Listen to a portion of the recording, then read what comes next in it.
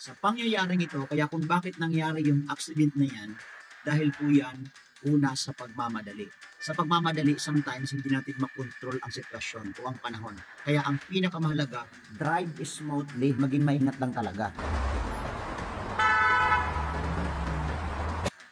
At the time, makikita mo, nag-overtake siya. So, na-miscontrol siya na hindi niya alam yung sa unahan niya, titigil pala. So, kaya maging man yung pag-overtake sa alanganin, lalo na nandiyan na yung stoplight, daanan ng mga tao. So, dapat maging maingat na tayo at huwag na tayo mag-overtake sa ganyang lugar. Kaya huwag tayo masyadong aggressive sa pagmamaniho.